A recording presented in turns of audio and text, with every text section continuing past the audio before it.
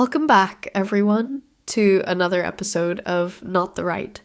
I'm Natasha, here with my co-host, Nick. Today, we're diving into an absolutely infuriating story. We're talking about David, a 53-year-old black veteran who's endured blatant racism and religious bigotry while working at the Phoenix VA. Nick, you read his story, right? Yeah, Natasha, and to be honest, it's hard to believe this kind of thing is still happening, especially at a place like the VA that's supposed to serve veterans with honor and respect. David served this country for 23 years, across 4 branches of the military. Talk about commitment. But when he stood up for his rights as an atheist, he was attacked, literally by a coworker who's a nurse practitioner grabbing his hand and forcing prayer on him. It's insane. I mean, it's almost like something out of a bad movie. You'd expect that, at the very least, his colleagues and superiors would step in and protect his rights. But no, instead, he faced even worse: racism. After trying to file a complaint, this VA contractor didn't just stop at religious harassment, she went on to publicly humiliate him, accusing him of smelling bad. Then she outright said, "Black people stink." And this was said in front of several of coworkers. Like, are you kidding me? It's disgusting. And it didn't stop there. When David did what anyone should, filing an EEO complaint, the VA essentially retaliated against him. They arrested him for enforcing a mask mandate during COVID. They shuffled him around clinics like he was a problem, and he got blacklisted by other healthcare providers at his job. So not only was he dealing with racial and religious discrimination, but then they punished him for speaking up. It's a nightmare scenario for anyone, let alone a veteran. What strikes me the most is the way the Phoenix VA administration handled it.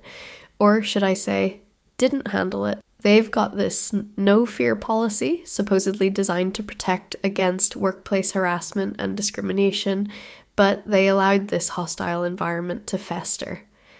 The fact that it took 5 years and an appeal for the EEOC to finally say, yeah, let's re-examine this because it's clear this guy was discriminated against, shows how broken the system is. Exactly. David's experience with the VA is a perfect example of institutional failure, how they protect their own instead of protecting employees' rights. It's like they were more focused on saving face than addressing the problem. I mean, an administrative judge even dismissed his initial complaint, despite witness testimony confirming what happened. The guy gets assaulted with religious fervor, racially harassed, and then gets ignored. How can that happen? It's not just about the VA covering up for this nurse practitioner's religious supremacy and history of blatant racism. It's a reflection of the broader issue we've been seeing with Christian dominance in workplaces and institutions, right? And now, with this Project 2025 on the horizon, there's even more concern about religious zealotry becoming the norm in public institutions. It's not just about David, it's about anyone who doesn't fit into that narrow definition of a good Christian being marginalized. That's a really good point. This isn't just an isolated case of one racist, overzealous federal employee. We're talking about a system that allows and even supports religious supremacy under the guise of good intentions. Look at how David's rights were violated. And now he has to fight tooth and nail, filing EEOC complaints and Section 1983 lawsuits just to get a shred of justice. And honestly, how many people in his situation don't have the time, energy, or resources to do the same? And that's exactly why the Military Religious Freedom Foundation, MRFF, has been so critical for David.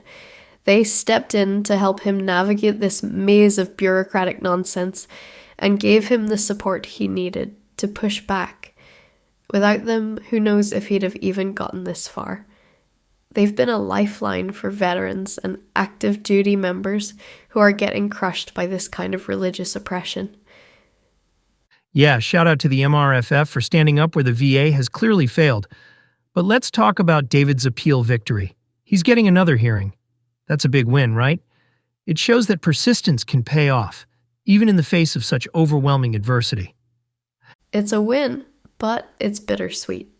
I mean, 5 years of fighting for something that should have been resolved on day one.